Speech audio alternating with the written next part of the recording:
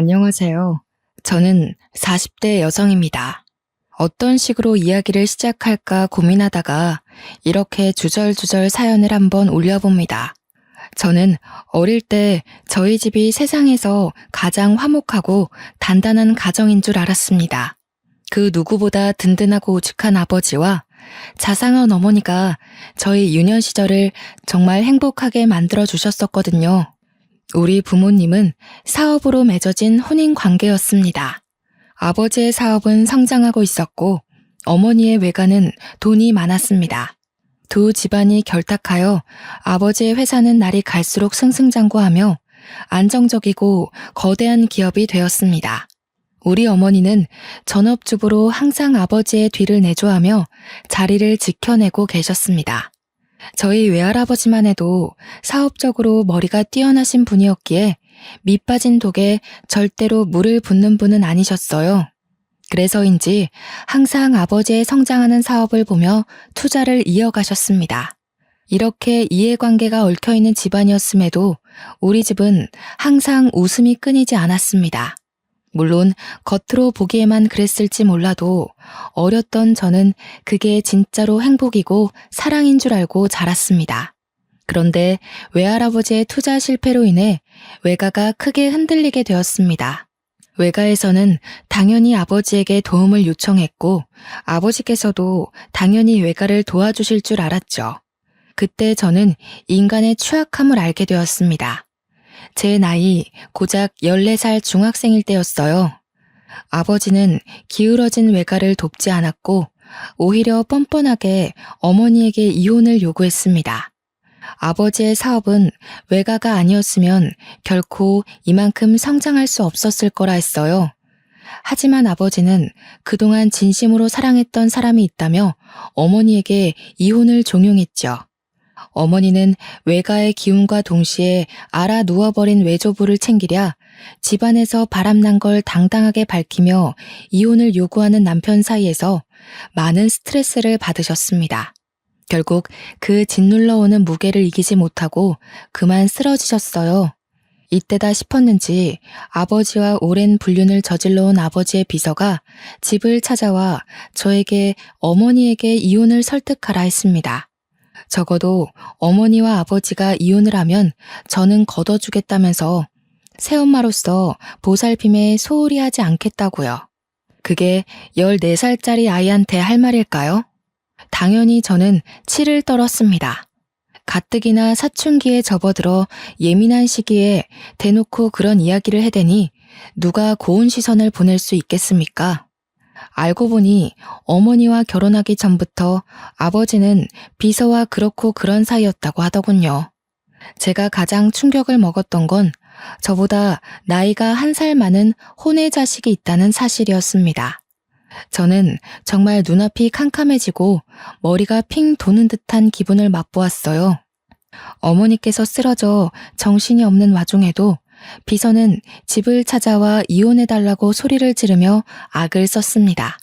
아버지와 비서 사이에는 자식이 둘이나 있었고 호적 정리도 하고 싶고 언제까지 아버지를 숨기며 살아야 하냐며 저를 닥달하기 시작했습니다.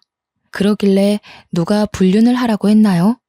마치 저에게 본인이 세상 제일 불쌍한 사람인 척하며 이혼을 설득해달라고 하는데 전 도무지 이해가 가지 않았습니다. 그때 한마디 콱 쏴댔어야 했는데 어렵고 배신감에 무기력했던 저는 그들을 무시하는 수밖에 없었습니다. 어머니는 정신이 없는 와중에도 절대 이혼만큼은 못 해준다고 했습니다. 그러자 비서가 찾아와 이혼만 해주면 외가댁에 도움을 주겠다는 선 넘는 발언을 하기도 했습니다. 도대체 자기가 뭐라고 아버지 회사의 자금을 꽉 쥐고 있다는 마냥 그런 이야기를 할까요? 아버지의 지갑이 마치 자신의 허락이 없으면 절대로 열리지 않는다는 듯 그런 소리를 할까요? 어머니는 매일 눈물바람으로 옷을 적셔가면서도 절대 이혼만큼은 못 해준다 했습니다. 어차피 귀책 배우자가 아버지여서 이혼 소송을 해도 소용이 없었죠. 소송 자체가 받아들여지지 않았거든요. 그런 와중에도 어머니는 상간녀 소송을 걸었습니다.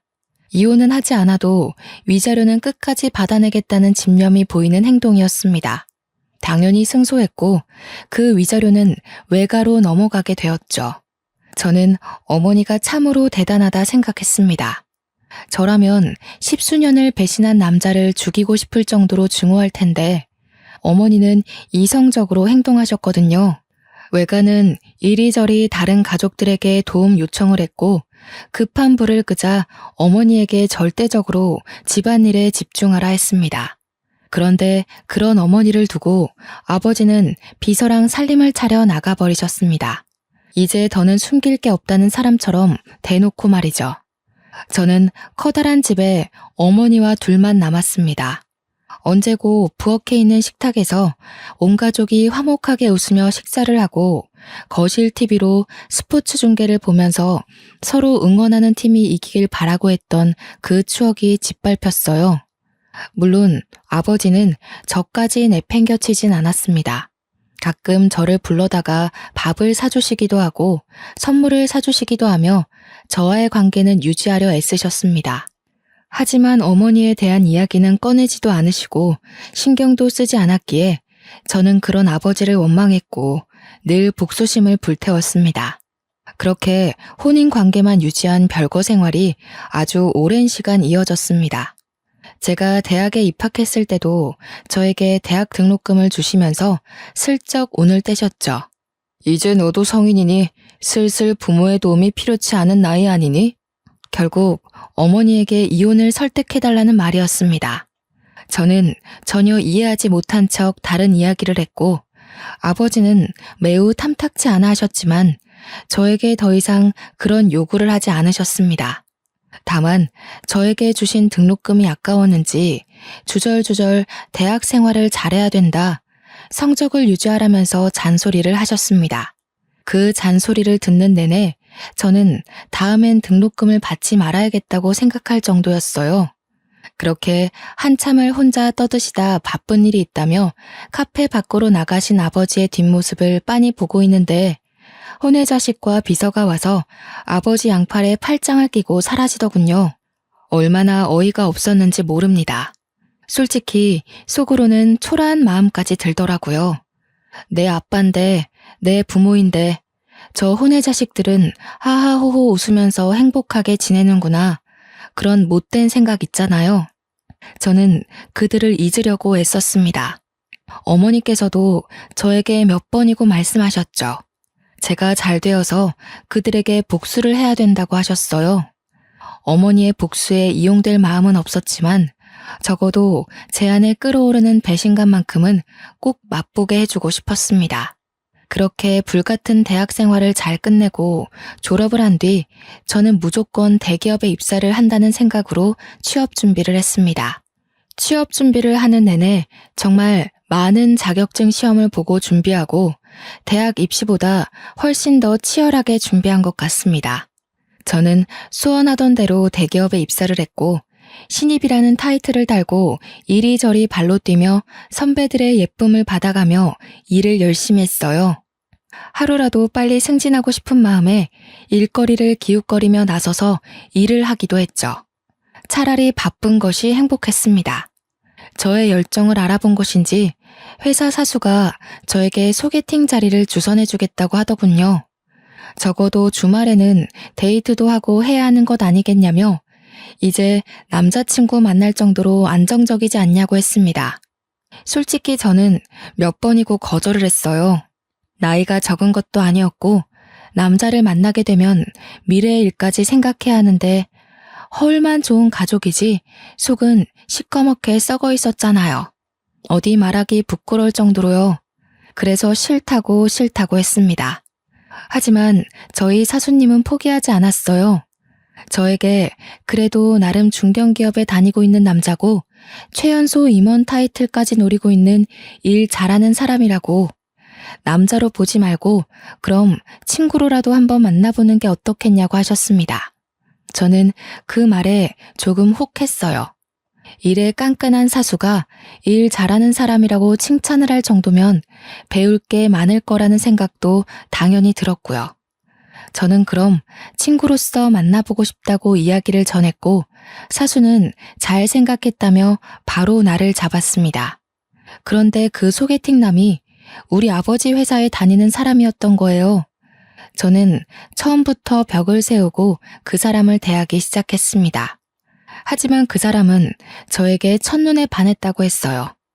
몇 번이고 끈질기게 저에게 데이트 신청을 했고 매번 매너 있는 모습으로 저를 대해주곤 했습니다. 결국 10번 치고 안 넘어가는 나무 없다고 저는 그에게 마음을 열게 되었습니다. 남자에게 그 회사가 우리 아버지 회사라고 입 밖에 꺼낸 적은 단 한 번도 없었어요. 솔직히 결혼에 대한 확신이 없는 상태에서 제 모든 걸 이야기하고 싶지 않았거든요. 하지만 대충 저희 집에 대한 사정은 알고 있었습니다. 아버지께서 바람을 펴서 지금은 같이 살고 있지 않는다는 점, 혼외 자식이 둘이나 있다는 사실 같은 것들 말이에요. 하지만 그는 저희 집안 사정에 놀라지 않고 오히려 저를 위로해 주었습니다.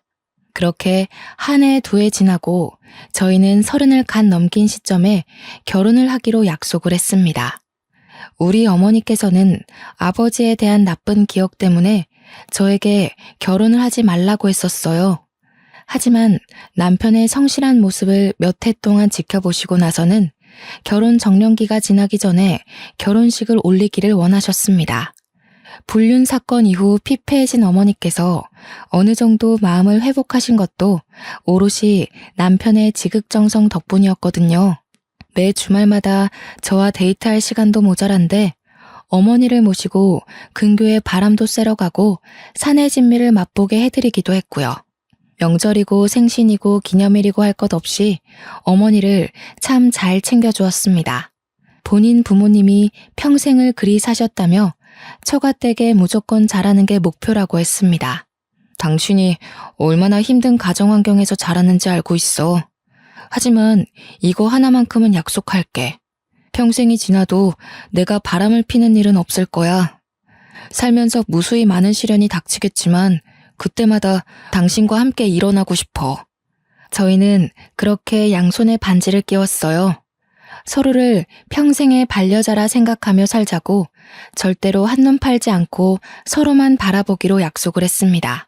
그렇게 결혼 준비를 시작하니 생각보다 더 녹록치 않은 현실이 다가오더라고요.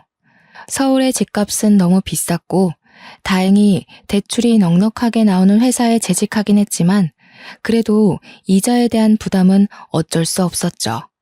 한번 고비를 겪고 다시 일어난 외가에서 저에게 도움을 주겠다고 하셨어요. 기쁜 마음으로 받으려고 했는데 순간 이름만 아버지인 사람이 괘씸하게 느껴지더라고요. 딸이 결혼하는지도 모르고 혼외 자식들을 끼고 행복하게 살고 있을 아버지요. 처음에는 아버지에게 알리지 않고 결혼을 할 생각이었습니다. 솔직히 아버지 혼자 제 결혼식장에 올 거라고 생각하지 않았기 때문이었어요. 분명 그 비서와 혼외 자식도 가족이라며 뻔뻔한 얼굴을 하고 들이밀 것 같았거든요. 저는 제 결혼식이 그렇게 남들 입에 오르락내리락 하길 바라지도 않았고요. 거기다가 이제서야 겨우 마음의 안정을 찾은 어머니에게 다시 한번 화를 돋우게 하고 싶지 않았어요. 하지만 집이라도 하나 얻어내야 마음이 편할 것 같더라고요. 나와 어머니를 두고 뻔뻔하게 두 집 살림을 하고 있는 아버지에게 돈이라도 뜯어내고 싶었습니다. 그래서 아버지에게 결혼할 사람이 있다고 결혼 약속을 했다고 연락을 드렸어요. 그러자 당장이라도 만나고 싶다며 약속을 잡자고 하시더라고요. 저는 남편 될 사람에게 이 사실을 알렸고 그이는 걱정하지 말라며 한번 만나보자고 했습니다. 약속 시간이 다가오자 솔직히 긴장이 되긴 하더라고요. 아무리 남보다 못한 사이로 지내고 있다고 해도 아버지는 아버지니까요. 제 예비 신랑에 대해 어떤 트집을 잡을지 몰랐으니까요. 그런데 저는 예상 밖의 일에 너무나도 깜짝 놀라고 말았습니다. 아버지만 나오는 줄 알고 긴장하고 있었는데 비서와 혼외 자식 둘 다 자리를 차지하고 있었어요. 저는 기겁을 했죠. 물론 예비 신랑도 대놓고 티는 못 냈지만 어이가 없었는지 탄식을 내뱉었습니다. 오랜만이네. 그동안 연락도 없고 어떻게 살았는지 궁금해서 나와봤어. 결혼을 한다고 하는데 새엄마도 당연히 인사를 해야지.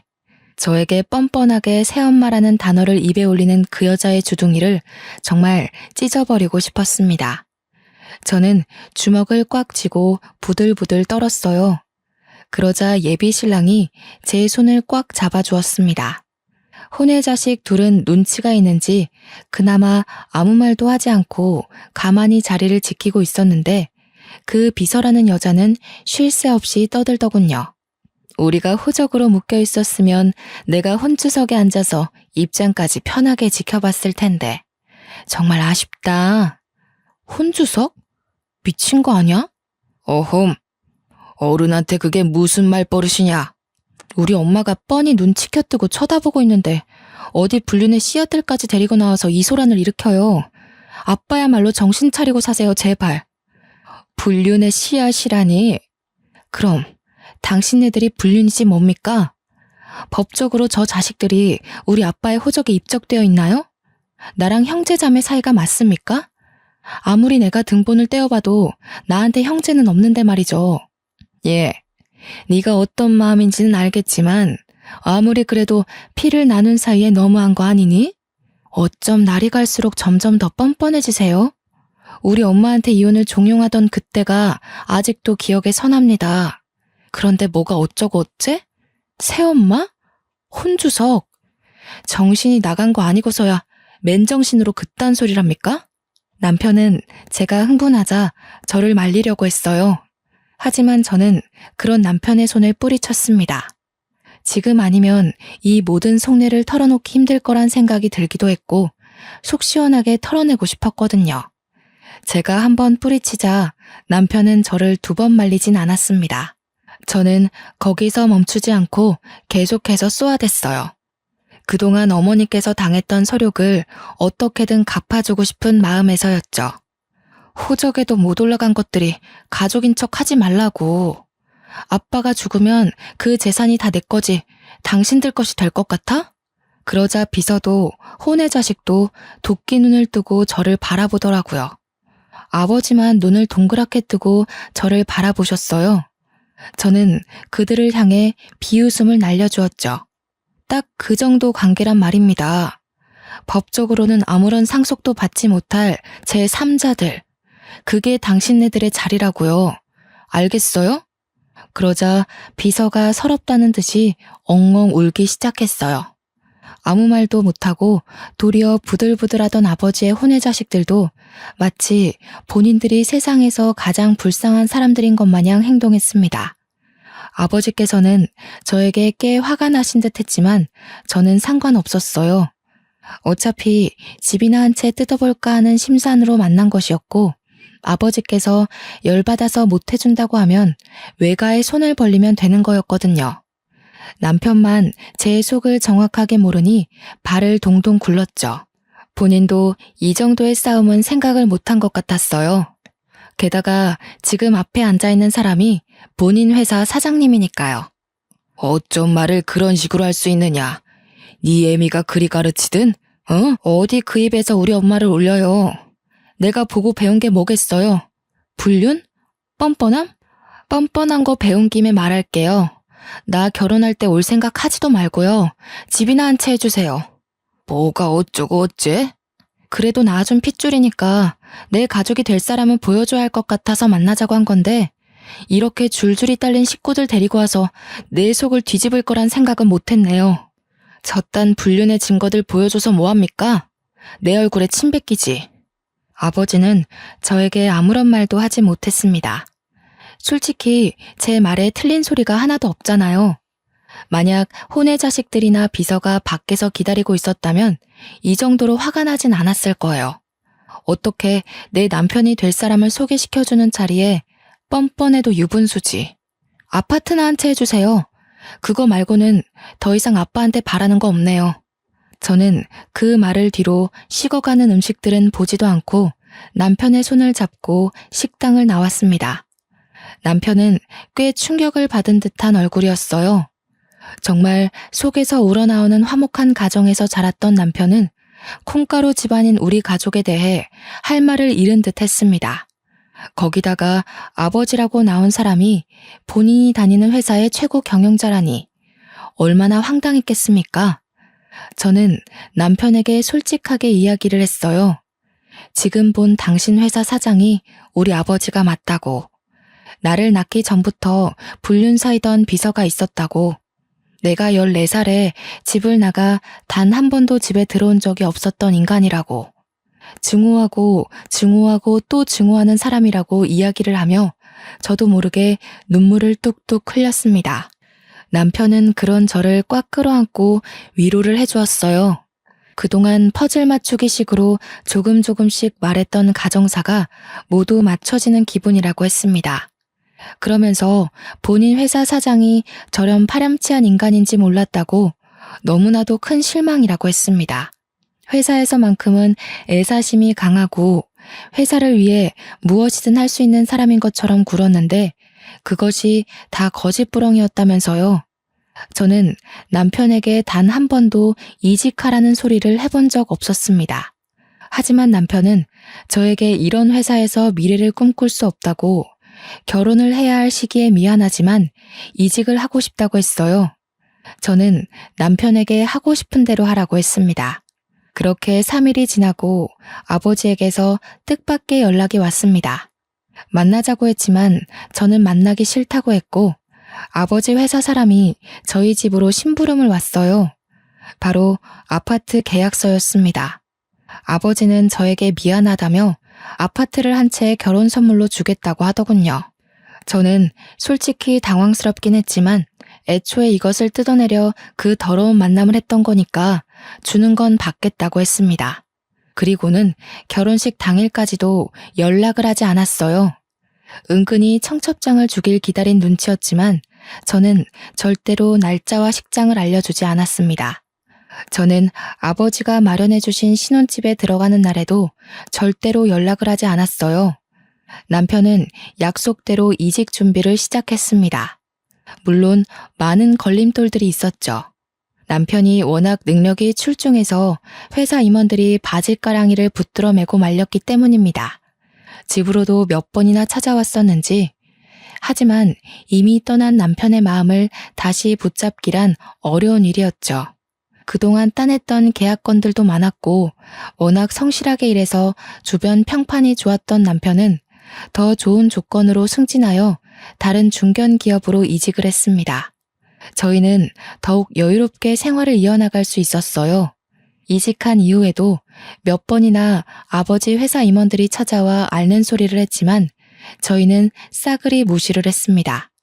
아무리 생각해도 임원 자리를 제시하지 않는 이상 남편이 다시 한번 이직을 할 이유가 없었거든요. 주위의 모든 것이 정리되는 느낌이 들자 저희는 하루라도 빨리 이세를 갖자는 결론에 도달했습니다. 양가의 축복 아래 정말 계획했던 대로 임신에 성공하고 늘 제가 바람 불면 사라질까 아껴주시는 시부모님 덕에 행복한 시간을 보내고 있었습니다. 애가 애를 낳는다면서 저희 어머니께서는 제 임신 사실에 기뻐하시면서도 걱정을 많이 하셨어요. 하지만 저는 보란듯이 순산을 했고 어여쁜 공주님을 낳았습니다. 다니던 회사는 육아휴직을 내었고 육아에만 전념하게 되었죠. 그렇게 육아를 도와주러 오신 어머니와 합가를 하게 되었습니다. 저희 집안은 아이의 웃음소리에 끊임없이 행복함을 느끼며 살게 되었어요. 비로소 정말 하나의 가정이 완성된 듯한 느낌을 받았습니다. 알게 모르게 저도 아버지의 부재로 인해 많이 상처를 받았더라고요. 이렇게 아이까지 낳으니 더더욱 아버지의 행동이 이해가 되지 않았습니다. 그렇게 몇 년이 더 지나고 사건이 생겼습니다. 아버지의 회사에서 남편이 일하고 있던 파트에 문제가 생겼는데 남편이 도맡아 하던 직책이라 아버지의 회사에서 남편을 애타게 찾는다는 것이었어요. 집이며 회사며 몇 번이고 찾아와 좋은 자리를 줄 테니 이직을 생각해달라고 했다고 하더라고요. 아니, 회사 운영을 어떻게 했길래 사람 하나 비웠다고 그렇게 죽는 소리를 할 수 있는 건지 이해가 되지 않았습니다. 남편은 좋은 자리라는 말에 꽂힌 듯 싶었어요. 임원 자리를 내어주겠다는 소리로 들렸거든요. 결국 회사 임원들로는 설득이 안 되겠다 여겼는지 아버지께서 어느 날 집으로 찾아오셨습니다. 집에서 육아를 도와주고 계시던 어머니와 눈이 마주치자 무척이나 당황하신 듯 싶었지만 저희는 지은 죄가 없으니 당당했죠. 아버지께서는 결국 남편에게 아쉬운 소리를 잔뜩 늘어놓으셨습니다. 저는 이때가 기회라고 생각했어요. 그럼 임원 자리라도 주시고 스카우트 하셔야 하는 거 아닌가요? 다시 이직만 해준다면 내가 이사 자리를 내어주겠네. 우리 회사에 꼭 필요한 사람인 걸 내가 몰라서 이러겠나. 그래 여보. 어차피 아빠 회사에 직계 혈통은 나 하나 아니겠어? 하면서 아버지를 빤히 바라보니 헛기침을 한번 하시고는 땀을 닦으시더군요. 저는 그런 생각을 했어요. 혼의 자식들이야 아버지 호적에도 올라가지 못한 인간들인데 이 회사를 가질 사람은 저밖에 없다고요. 어릴 때 아버지께서 야금야금 증여해 주신 주식도 꽤 가지고 있으니 이 회사 차기 주인은 제가 되어야 한다고 생각했습니다. 아버지께서 남편에게 이사 자리를 주면 오히려 저에게 든든한 뒷배가 될 수 있을 거라 생각했고요. 저는 절대로 혼의 자식들이 아버지 회사를 탐내거나 혹은 콩고물 떨어지길 기대하지도 못하게 만들고 싶었거든요. 아버지께서는 제가 말하는 건 모두 들어주실 것처럼 행동했습니다. 남편은 고민을 좀 해보겠다고 했으나 이미 마음이 기운 듯 했어요. 아무리 좋은 조건의 회사를 다니고 있다고 해도 중견기업 이사 자리가 쉬운 게 아니잖아요. 아버지가 긍정적으로 생각해 주길 바란다며 아쉬운 소리를 하시고 나가시자 어머니와 저는 남편을 설득했습니다. 우리 딸 말도 틀린 게 없네 이서방. 어차피 저 인간의 호적의 하나뿐인 자식이고 혹여라도 저 인간이 잘못되기라도 하면 그 불륜의 증거들과 싸워야 할 수도 있네. 물론 법적으로는 우리 쪽 지분이 많긴 하지만 그래도 자네가 임원 자리를 차지한다면 훨씬 수월하겠지. 내 생각도 마찬가지야. 우리가 저 회사를 꿀꺽할 수 있는 좋은 기회라고 생각해. 당신이 뒤에서 임원들 설득만 하면 내가 언제라도 아버지 뒤통수를 칠 수 있지 않겠어? 물론 아빠도 대비를 어느 정도 해두긴 하겠지만 남편은 연봉도 오르고 나이 40대에 최연소 임원 타이틀을 얻을 수 있다는 명예로운 일에 동참하지 않을 이유가 없다고 했습니다. 이직을 하겠다고 마음을 먹으니 그 뒤로는 아주 일사천리로 술술 풀렸죠. 남편은 성대한 환대를 받으며 다시 아버지의 회사 임원 자리를 차지했고 연봉도 엄청나게 올려받을 수 있었습니다. 능력이 출중했기에 그 누구도 토를 달지 않았어요. 아버지의 혼의 자식들이 조금 불만을 토로했다고 하긴 하더라고요. 본처의 자식만 챙기는 것 아니냐고요. 그도 그럴 게 아버지의 혼의 자식들은 돈을 쓸 줄만 알았지 벌 줄은 모르는 사람들이었거든요. 오죽하면 아버지께서 대놓고 낙하산으로 회사에 꽂아주기까지 했었는데 사고만 쳐서 결국 잘렸다고 들었어요. 그 뒤로도 뭐 딱히 일을 하고 있다는 소리도 들어본 적 없었고요. 그러니 당연히 비서와 혼의 자식들도 위기감을 느끼긴 했을 거예요. 저는 그 부분을 노린 거고요. 복수는 원래 차근차근 한 번에 해결하는 거라고 하잖아요. 기회가 찾아왔어요. 아버지께서 갑자기 쓰러지신 거예요. 저는 아버지의 걱정보다 드디어 이 회사를 가질 수 있을까? 아버지에게 어떤 복수를 해야 어머니의 마음이 시원해질까 하는 생각을 하게 되었죠. 그런데 생각보다 일은 더 심각했어요. 아버지의 병명은 췌장암이었고 손 쓸 수 없이 악화되었을 때 발견이 된 거예요. 병원에서도 연명치료 말고는 더 이상 해줄 게 없다면서 3개월 시한부를 선고했다고 했어요. 그러자 아버지는 본색을 드러내기 시작했습니다. 내 이야기는 이미 사위를 통해 들었겠지만 나에게 남은 시간이 별로 없다. 의사놈이 3개월 살 수 있을 거라 하더군. 그래서 내가 슬슬 정리를 시작하려고 한다. 회사는 어떻게 하실 건데요? 저는 솔직히 저를 직접 찾아온 아버지에게 조금의 기대를 했어요. 아무리 그래도 호적상 존재하는 유일한 자식이고 저를 25년이 넘는 세월을 어머니와 함께 방치해뒀으면 마지막 유종의 미는 제대로 거둬야 한다고 생각했죠. 하지만 제 예상과 달리 아버지는 뻔뻔함의 극치를 넘어선 파렴치한이었습니다. 내가 가진 주식 중의 일부를 너에게 증여하기로 했다. 하지만 회사는 안 돼. 그건 우리 첫째 아들의 몫이다. 우리 첫째요? 그렇게 날선 반응하지 마로. 네 오빠 아니냐. 저는 오빠라는 말에 소리를 꽥 질렀습니다. 감히 누구 앞에서 그 불손한 존재를 오빠라 들먹인단 말입니까? 누가 오빠예요, 누가. 저는 그런 더러운 종자를 오빠로 둔 적 없습니다. 네 애비가 죽어가는데 아직도 인정을 못한다는 게야? 그 아이들이 무슨 죄가 있어서 평생을 아버지를 아버지라 부르지도 못하고 살아야 하니? 아버지라고 잘만 부르던데 무슨 소리세요? 그래서 회사를 그 혼의 자식에게 주겠다고요? 최장암이라더니 머리가 어떻게 된 건 아니세요?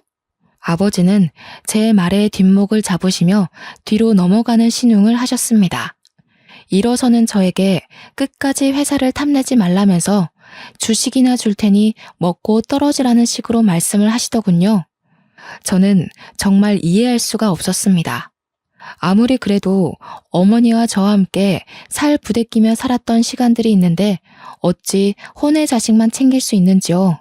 거기다가 제 남편은 아버지의 간곡한 부탁으로 이직까지 해서 회사 일을 돕고 있는데 세상 물정 모르는 망나니 같은 인간에게 회사를 물려준다는 게 말이나 됩니까? 동네 구멍가게도 아니고 중견기업식이나 되는 회사가 그렇게 주먹구구식으로 운영이 되어도 되는지 의문이었습니다. 아버지에게 혼의 자식에게 회사를 물려주겠다고 선언한 이후 저와 어머니의 휴대폰으로 비서와 혼의 자식들의 경거망동한 문자가 도착하기 시작했습니다. 그렇게 불륜불륜 노래를 부르더니 꼴 좋다는 식의 문자 메시지들이었습니다. 결국 회사를 물려받을 건 본인들이고 저희는 닭 쫓던 개 지붕 쳐다보는 꼴 됐다면서요. 어찌나 신이 나 보였는지 저한테 비아냥거리는 연락을 해대는데 기가 차더라고요. 그렇게 혼의 자식이라고 무시하고 하등생물 취급하더니 아주 꼴 좋다. 그러길래 진즉 아버지한테 잘했어야지. 우리가 회사 물려받아서 속에서 천불나겠네. 어쩌냐? 지금이라도 곱게 우리가 가족이라는 걸 인정한다면 콩고물 정도는 챙겨줄 수 있는데. 하지만 제가 바보도 아니고 그걸 그냥 손 놓고 지켜만 보고 있었을까요? 저는 아버지가 돌아가시면 준비했던 모든 것을 터뜨리기 위해 숨어 있었을 뿐이었습니다. 아버지께서 어릴 적부터 제 생일이나 크리스마스, 어린이날 같은 기념일마다 야금야금 증여해 주신 주식이 있었다고 했잖아요. 제가 가진 주식에 어머니께서 결혼할 때 받으셨던 주식, 그리고 남편이 임원일 하면서 상여금으로 받은 주식과 틈틈이 모든 지분들까지 모두 모아보니 꽤 되더라고요. 하지만 그만큼으로는 솔직히 최고 경영자 자리를 차지하기엔 어림도 없었죠. 그럴 때 구세주처럼 저희 외가가 등장했어요.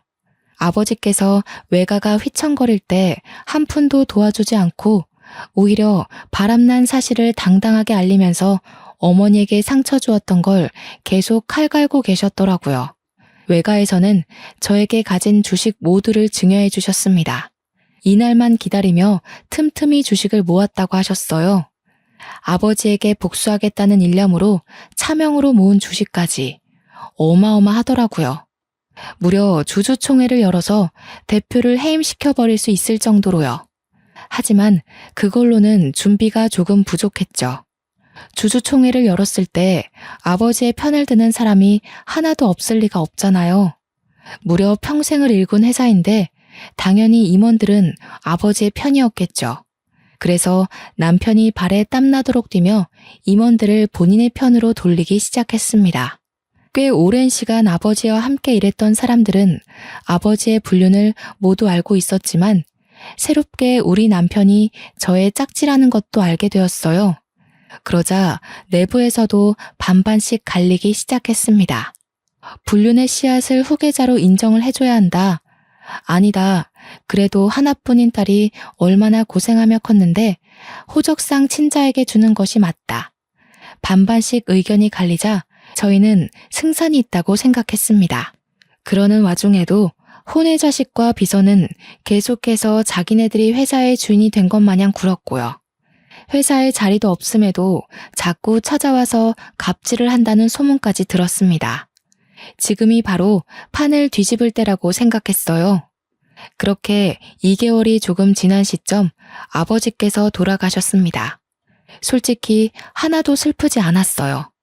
예전의 추억을 떠올리며 그를 회상하기에는 아주 작고 초라한 어린 시절의 기억뿐이었으니까요. 장례식장에는 당연히 혼의 자식과 비서가 자리를 차지하고 있었는데 저는 그들을 끌어냈습니다. 법적으로 상주가 될 수 있는 사람은 저의 남편이었으니까요. 그들은 끝까지 애도도 못하게 하는 거냐면서 울부짖었지만 이미 냉정해진 저는 그 사람들에게 일말의 관심도 주지 않았습니다.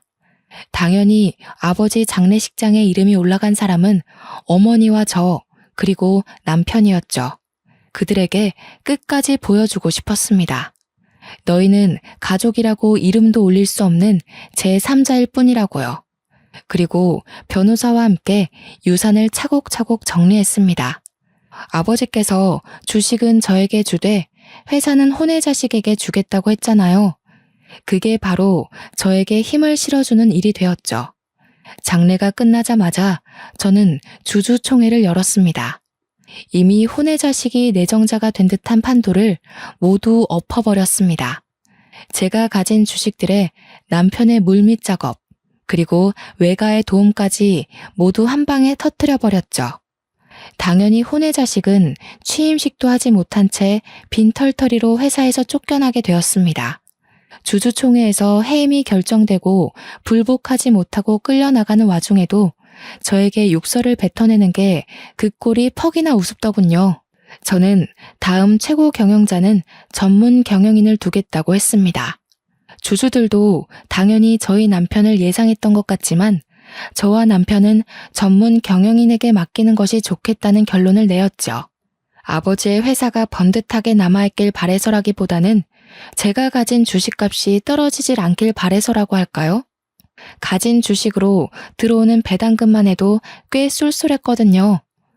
혼의 자식들은 그 흔한 주식 일주도 없는 인간들이었고요. 거기다가 지분까지 없으니 얼마나 속이 탔을까요?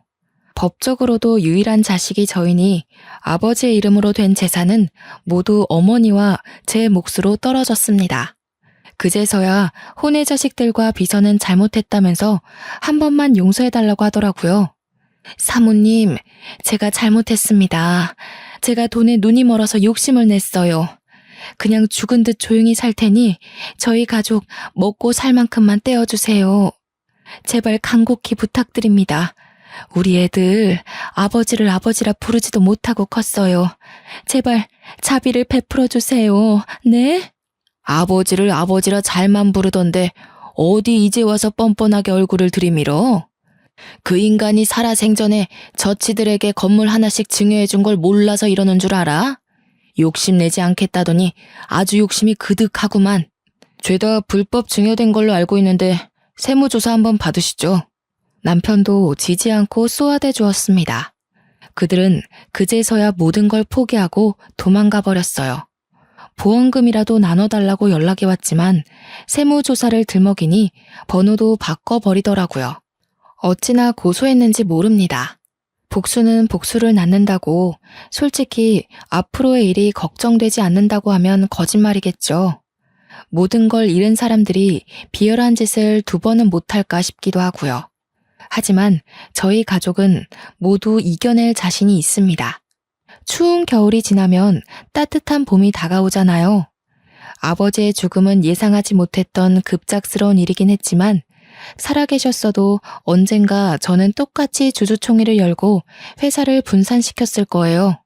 그 뜻은 절대로 변하지 않을 제 숙명과도 같은 것이었으니까요. 하루하루 커가는 딸을 보면서 이 예쁜 아이를 눈에 넣어도 아프지 않을 아이를 두고 어떻게 다른 가정을 차렸는지 이해를 더욱 할 수 없게 되었습니다. 남편과 저는 평생 동안 이 일을 잊지 않고 살기로 했어요.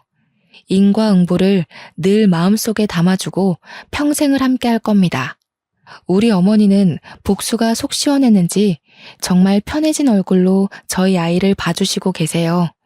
덕분에 저와 남편은 각자의 자리에서 열심히 일을 하고 있습니다. 아버지의 회사는 전문 경영인 체제로 바뀌면서 더욱 성장세를 보이고 있고 제 통장도 두둑해지고 있는 중이죠. 앞으로는 마음의 모든 짐을 털어내고 행복만 생각하고 살겠습니다. 날이 점점 추워지네요. 겨울이 지나고 모두에게 봄이 찾아오길 바라겠습니다. 감사합니다.